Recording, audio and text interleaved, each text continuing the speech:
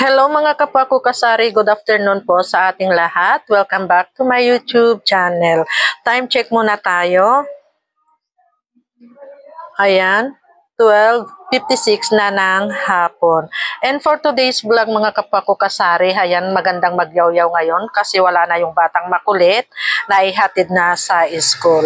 So ngayon, ang gusto kong i-share naman sa inyo ngayong araw ay itong mga pinamili kong school supplies mga kapwa ko kasari kasi napansin ko ang dami na palang kulang, may mga hinahanap yung bata ay wala na akong maibigay kasi hindi ko na monitor itong aking mga school supplies na marami na palang kulang. So ayan, bali ito yung aking resibo.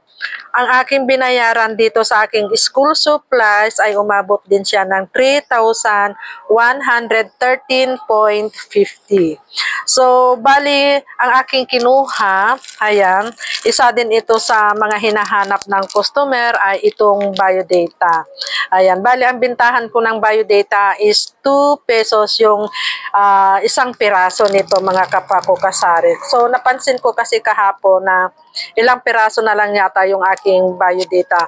So, ayan, yung mga customer talagang dito ang takbuhan. Kung yung mga ganitong bagay ay dito talaga sila pumupunta kasi sabi nga nila, yung mga nag-a-apply ng trabaho, buti na lang daw at may nabibilhan sila dito ng biodata. So, ito, bali 2 pesos ang aking bintahan. At itong periodical, wait lang at may nabili. So, ipagpapatuloy ko mga kapwa ko kasari, may bumili lang sa akin ng alambre dyan sa hardware. So, sana ba tayo? Dito sa periodic table. Ayan. So, may naghahanap kasi sa akin nito mga kapwa ko kasari. So, nagtatanong sila sa akin ng periodic table. So, sabi ko, ano na nga ba yung periodic table? So, kahapon, nagtanong ako doon sa sales lady doon sa pinagbilhan ko ng mga school supplies. Ang alam ko kasi na periodic table, yung mapa, hindi pala, ito pala yon. So, sa edad ko ba namang ito, syempre nakakalimutan ko na rin yung mga periodic table. Ganyan, hindi ko na alam mga kasari, hindi ko na matandaan. So, ganito pala siya. Ayan. So, bali ito ay, ang puhunan nito is 12 pesos. Ang aking bintahan is 18 pesos. Magpapatong ako dito ng 5 pesos mga kapwa ko kasari. So, ito, kumuha lang ako ng 5 malaki, dalawang klase. Kasi ito, yung malaki, ayan. Tapos yung maliit. Bali, ang puhunan naman ng maliit is 7. Ito yun. Modern Periodical Table of Elements pala ito. Bali ito, ang puhunan nito is 7. Ang aking bintahan is 12 pesos. So, ito yun mga kapwa ko kasari. Ito yung isang hinahanap. Ilang bata na yata ang naghanap nito sa akin last week. So, ngayon lang ako nakabili nito. Ayan. Itong periodical table na to. At next naman tayo is itong Easy Write na intermediate pad. Wait lang. Ang ingay ng mga motor, mga kasari, kaya pasensya na kayo kasi ang aking tindahan ay nasa tabi lang ng daan. So, itong intermediate pad, ito din yung isang mabenta sa akin, yung mga high school, mga grade 6, grade 5. Ito na kasi yung ginagamit nila. So, bali ang bintahan ko dito is 40 pesos. So, ang puhunan nito is 29.50. Ayan. So, kumuha ako ng 15 pieces yata. Ito mga kapwa ko kasari. Ayan. So, ilagay natin dyan sa empty box. Tapos, kumuha din ako ng double-sided tape. Ito. Isang ano ba yun? Yung manipis. At isang medyo malapad. So, hindi ko pa alam kung magkano ang bintahan ko na nito. Hindi, i-check ko muna yung aking resibo mga kapwa ko kasari. Ayan. Tapos, kumuha din ako ng masking tape. Isang manipis din, yung ganyan. Tapos ito, yung medyo malapad. Ito, mabenta sa akin ito kasi may customer ako dito na nagla-live selling siya. Ito yung ginagamit niyang pinagsusulatan. Kaya mabenta ito sa akin, itong masking tape na medyo malapad. Ayan, pang 45, 35 ang bintahan ko dito. Ayan. So, kumuha ako ng 10 piraso yata nito, mga kapwa ko kasari. Ayan. Ilagay muna natin dyan, mga double-sided. Tapos ganitong scotch tape, ito ang puhunan nito is 7.50, ang aking bintahan is 10 pesos. Ito, yan. So, pangdagdag, kumuha lang ako ng 10 piraso nito. Ayan, wala namang nagtataas sa school supplies mga kapwa ko kasari, kaya kabisado ko yung mga iba kong presyo. Tapos, itong itong quiz pad na itong crosswise na 1/2, ito yon. Naubusan ako nito. Buti na lang, may bibili sana, napansin kong wala, so napabili ulit ako nitong crosswise na 1/2. Bali, ang bintahan ko dito is 22. Kumuha lang ako ng 6 yata ito mga kapwa ko kasari. Ayan. Tapos, itong ball trade. Ayan, ito. So, ang bintahan ko dito is 12 pesos. Ayan. Kumuha lang ako ng ilang piraso lang yata ito. Basta ako ay pulot na lang ng pulot. Hindi ko alam kung ano yung mga available na kulay ko dyan. Basta alam nyo na, ang isang tindera, kung ano na lang yung nakita, ayun ang pinupulot natin. Tapos, dalawang poster color na yung ganito. Bali, ang puhunan nito is 75. Ang aking bintahan is 100. So, kumuha lang ako ng dalawa.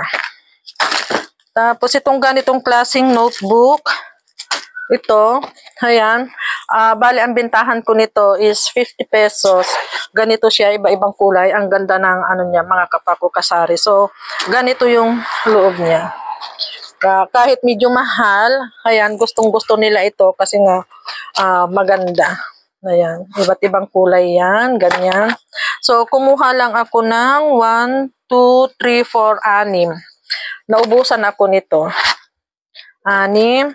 Tapos, yung malalaking notebook, ayan, yung nakatahi na.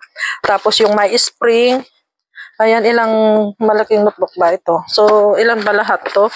So, 1, 2, 3, 4, 5, 6, 7, 8, 9, 10, 11, 12. 1 dozen na itong malaking notebook. Bali, ang bintahan ko dito is 40 pesos. Tapos, kumuha ako ng A4 na bond paper. Ayan, ako ay magre-repack. Ito ay nire-repack ko ng 10 pieces. Yung isang pack, 10 pesos din ang bayad. At isang long, ayan. Long na bond paper. Basta ang bond paper sa akin is piso-piso. Tapos yung mga colored paper, ganyan, piso din. Tapos, so, aking ipagpapatuloy mga kapwa ko kasi kasari, ang hirap mag-vlog kapag may paparating na customer. So, iniiwasan din natin yung nakikita nila na nagbablog tayo. So, nakakahiya din kung minsan yung nagyayaw-yaw kang mag-isa tapos biglang may susulpot, di ba? So, sana ba tayo? So, next is itong tissue, doon ko rin binili sa school supplies kasi hindi na ako pumunta sa grocery.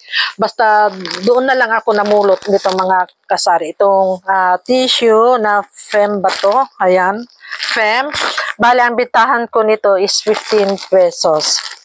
Ayan. Tapos, itong 1/4 na illustration board. Ito yung mga naubos sa akin, illustration board.